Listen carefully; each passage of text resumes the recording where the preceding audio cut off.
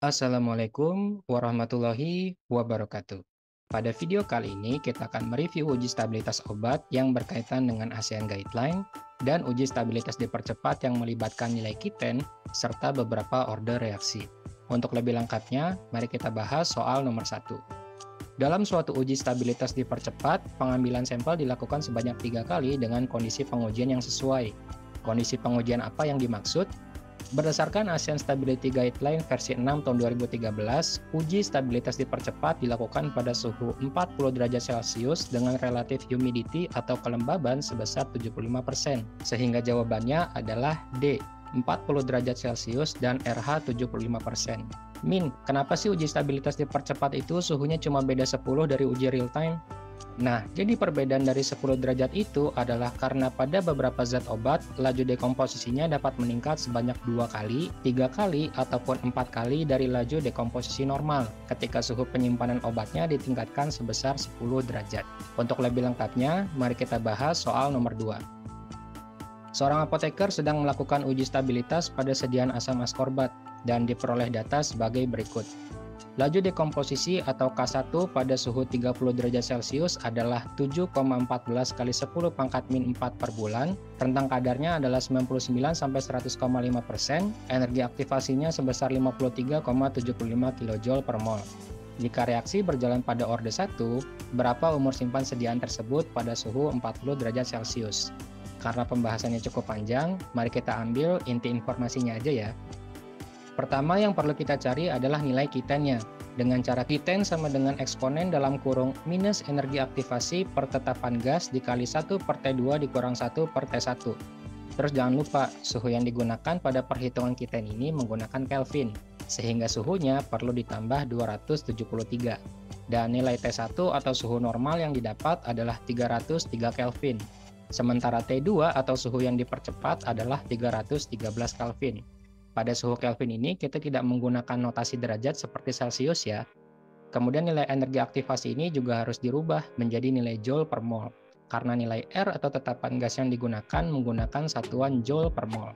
Dan 53,75 kJ per mol setara dengan 53.750 Joule, atau yang bisa dituliskan juga menjadi 5,375 kali 10 pangkat 4 Joule per mol. Kemudian kita masukkan angkanya menjadi minus 5,375 kali 10 pangkat 4 per 8,3145 dikali 1 per 313 dikurang 1 per 303. Dan diperoleh minus 6.464,61 dikali minus 1,054 kali 10 pangkat min 4. Kemudian dicari nilai eksponen atau antilennya menjadi E pangkat 0,681. Dan didapat nilai kitennya adalah 1,976. Nah, nilai kiten ini adalah nilai kiten zat obat pada suhu 30 ke 40 derajat Celcius ya. Jadi kalau menggunakan suhu lain, nilai kitennya bisa jadi dapat berbeda. Selanjutnya yang dicari adalah nilai laju dekomposisi pada suhu 40 derajat Celcius, yang dicari dengan cara K2 sama dengan K1 dikali kiten. Yang didapat hasilnya adalah 1,41 kali 10 pangkat min 3 per bulan. Selanjutnya umur simpan didasarkan pada kadar minimal yang dipersyaratkan, yaitu 99%. Sehingga T2 99% sama dengan Ln 100 dikurang Ln 99 per K2 atau Ln 100 per 99 dibagi K2. Yang didapat hasilnya adalah 7 bulan. Nah, sebenarnya sampai sini sudah kita peroleh jawabannya. Tetapi untuk memperjelas pembahasan, mari kita bandingkan terlebih dahulu dengan umur simpan pada suhu normal atau T1. T1 99% sama dengan Ln 100 dikurang Ln 99 atau Ln 100 per 99 per K1. Yang didapat hasilnya adalah 14 bulan. Jika kita lihat sekilas, umur simpan pada suhu 40 derajat Celcius menjadi 7 bulan lebih cepat dibanding umur simpan pada suhu 30 derajat Celcius. Hal ini disebabkan oleh laju dekomposisi yang meningkat 2 kali lipat pada suhu 40 derajat Celcius.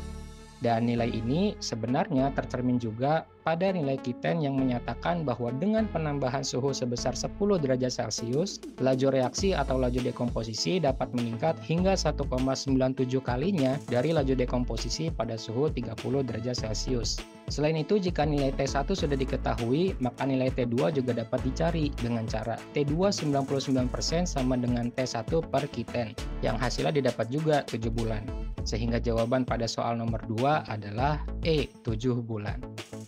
Nah, selain di orde 1, cara Q10 ini juga dapat diterapkan di orde 0 pada soal nomor 3. Pada suatu uji stabilitas pada sediaan amoksisilin 500 mg diperoleh data sebagai berikut. Laju dekomposisi atau K1 pada suhu 30 derajat Celcius adalah 3,572 mg per bulan, T1 90% 14 bulan, rentang kadar 90-102%, dan energi aktivasinya sebesar 44,19 kJ per mol.